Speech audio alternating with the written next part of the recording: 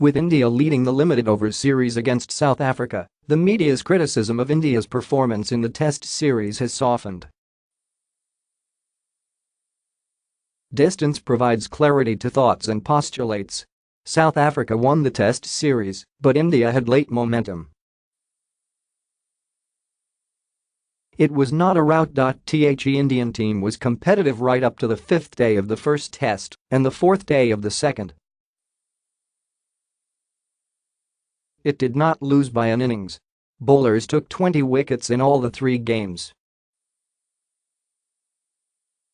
Statistically, the team improved over previous tours. Home sides have dominated the visitors to make Test cricket uninteresting in recent times. APHome sides have dominated the visitors to make Test cricket uninteresting in recent times. AP.HOW Many visiting teams have done well on tour. Virat Kohli threw a counter question when asked why India was not doing well. How many Test matches had South Africa won in India? South Africa's record against India in India, 5 wins, 8 losses, 3 draws, is better than India's in South Africa, 3 wins, 10 losses, 7 draws. But India has been the winner at home. South Africa's home record against India is dominating. Is an away loss new? The answer is a clear no. All teams suffer away, to varying degrees. The BBC's Mark Higginson reports that, historically, teams have won only between 20 and 30% of away games. Australia, South Africa and England have won series in India, but faced recent routs. Since 2016, outside the subcontinent, India has only one series victory in the West Indies. It has never won a series in Australia or South Africa. England has lost 9 of the last 10 Test matches in Australia. It has won only one series in Australia since 1986-1987. Kohli's counter question puts focus on a cricketing problem: teams can't seem to win away. Why? Pitch conditions favor home teams.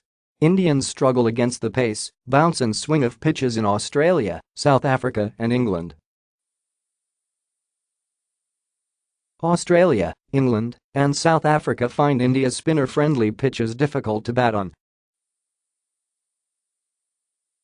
Climatic conditions and the balls used are factors.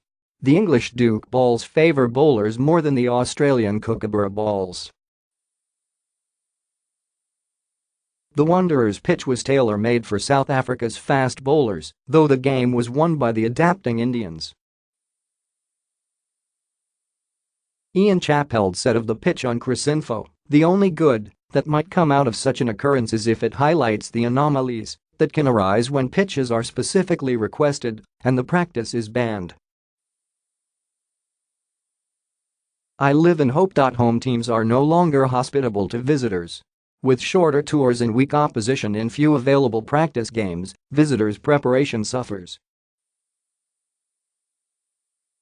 In South Africa, the Indians declined playing a tour game against weak opposition in favor of net practice. BBC's cricket correspondent Jonathan Agnew says, "We have to draw a line under this tit-for-tat, zero-quality preparation that touring teams are given these days, which is totally against the interests of Test cricket."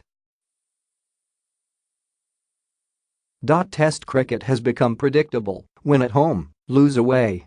Little wonder the fans are losing interest. With surprise out of the equation, the Centurion ground was virtually empty at the second South Africa-India Test match. Only in England and Australia do we see spectators in sizable numbers at Test grounds. Hockey has dealt with the home-away problem by introducing uniform artificial pitches, which does not provide meaningful home advantage. It is another matter that artificial surfaces favor Europeans.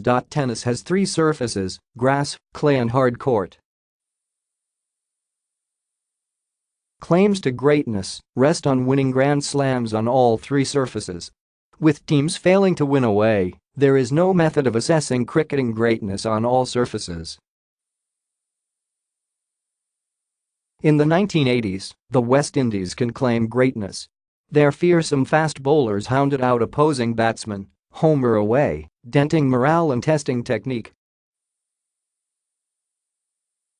Australia can claim similar greatness the decade after. If cricket has become predictable, who needs match fixing? Games would seem to be already fixed by the way pitches are prepared. If a high percentage of away defeats is as old as Test cricket, lack of action to reverse the historical trend causes surprise. Is there need for a regulatory authority? Defeats by visitors is not the only reason Test cricket is losing viewership. Limited overs cricket has undermined Test cricket. Despite teams not winning enough away, before the advent of limited overs cricket and T20, Test cricket held its own because it was the only competitive form of cricket at the highest level. But today, lost among consumers of instant success, Test cricket faces relegation by pretenders.